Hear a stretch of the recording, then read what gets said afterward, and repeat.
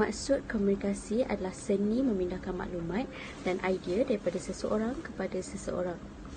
Ianya memiliki tujuan iaitu dapat digunakan dalam pelbagai jenis tujuan untuk mencapai kefahaman antara pemberi mesej dan penerima mesej.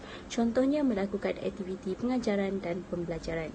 Ini juga adalah satu pakej isyarat iaitu dalam komunikasi kita menyatakan petunjuk di mana petunjuk tersebut terdiri daripada lisan dan juga bukan lisan. Lisan ni menunjukkan kata-kata yang keluar daripada mulut, manakala bukan lisan ni merupakan isyarat badalah. Kedua-dua isyarat ini tidak dapat dipisahkan kerana kita tidak dapat menyampaikan atau menerima mesej dengan hanya satu isyarat sahaja. Bagi proses penyesuaiannya pula, ianya merupakan satu proses untuk memahami mesej yang disampaikan. Manusia membuat penyesuaian terhadap makna tanda-tanda yang digunakan. Sebagai contoh, kanak-kanak dengan orang dewasa menggunakan isyarat yang mereka dapat fahami apabila saling berkomunikasi. Seterusnya adalah pertukaran dan perkongsian makna. Setiap simbol atau kod mempunyai makna yang tersendiri. Ianya terdiri daripada lisan dan juga bukan lisan. Di mana lisan ni menunjukkan kata-kata yang diucapkan, manakala bukan lisan pula merupakan isyarat gerak badan ataupun ekspresi wajah. Ini adalah satu hubungan yang saling tindak dan saling melengkapi di mana pemberi dan penerima mesej menjadi pelengkap antara satu sama lain. Selain itu, ia dapat mencari kesamaan untuk kurangkan perbezaan, juga dapat melengkapi di antara tingkah laku dua individu yang berbeza bagi mencapai matlamat dan memberi dan menerima mesej. Yang juga adalah satu proses transaksional di mana komunikasi merupakan proses berterusan iaitu unsur-unsur di dalamnya saling berkaitan antara satu sama lain. Sebagai contoh, apabila pemberi mesej menyampaikan mesej sama ada secara sengaja ataupun tidak sengaja, ianya akan bertindak balas secara refleks terhadap mesej itu. Walaupun ia hanyalah perspektif yang terbentuk dalam fikiran kita. Ianya tidak dapat dielakkan di mana komunikasi merupakan fitrah manusia. Berkomunikasi tetap akan berlaku walaupun kita mengelaknya. Ada kajian mengatakan bercakap dengan diri sendiri juga merupakan komunikasi. Walaupun seseorang itu tidak bercakap, namun ekspresi wajah ataupun gerak badannya akan menyampaikan mesej. Sebagai contoh, ekspresi wajah seseorang itu menunjukkan cemas. Dengan orang lain akan menafsirkan bahawa seseorang itu sedang takut. Tidak dapat ditarik balik. Komunikasi berlaku dalam satu arah serta tidak dapat ditarik semula. Seperti peribahasa ada mengatakan telajak perahu boleh diundur, telajak kata buruk padanya. Seterusnya adalah proses kemanusiaan. Komunikasi dan manusia saling melengkapi dan ia tidak boleh dipisahkan. Secara fitrahnya, manusia mempunyai pelbagai perasaan seperti gembira, malu, sedih dan sebagainya. Mempunyai peraturan tertentu. Ia mendidik manusia mengetahui bagaimana untuk menyesuaikan diri dalam sesuatu situasi. Membolehkan manusia mengetahui apa yang perlu dilakukan ke atas suatu komunikasi.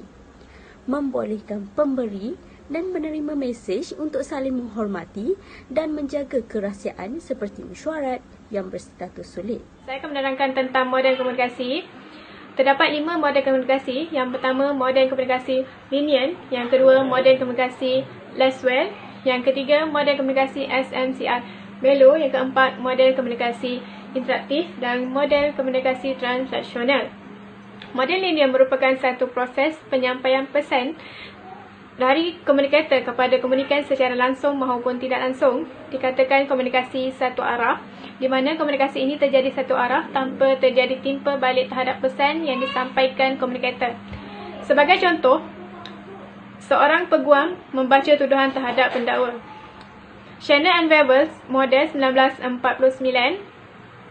Model komunikasi yang paling awal perkenalkan oleh Shannon and Webber, merihalkan komunikasi elektronik.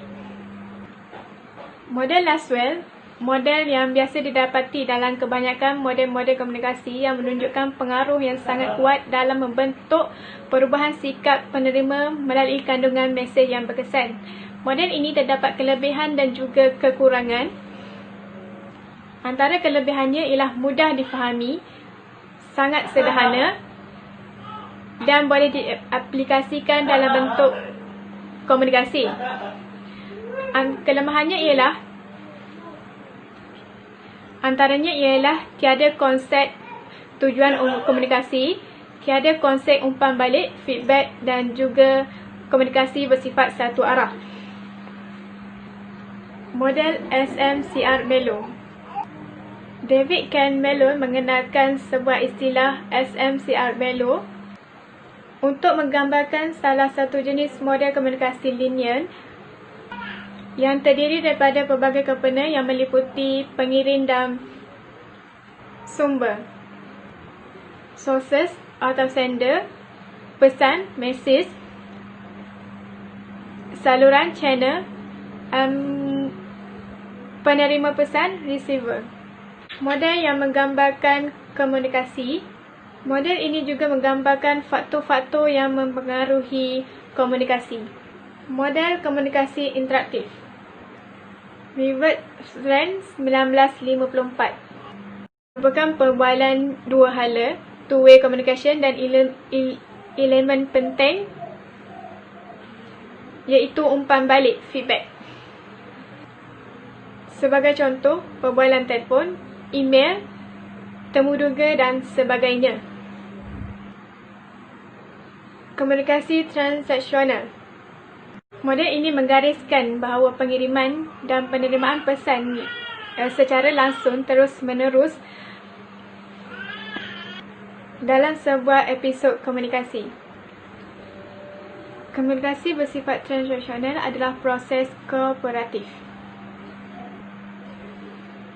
iaitu pengirim dan penerima sama-sama bertanggungjawab terhadap impak dan efektivitas sesuatu komunikasi.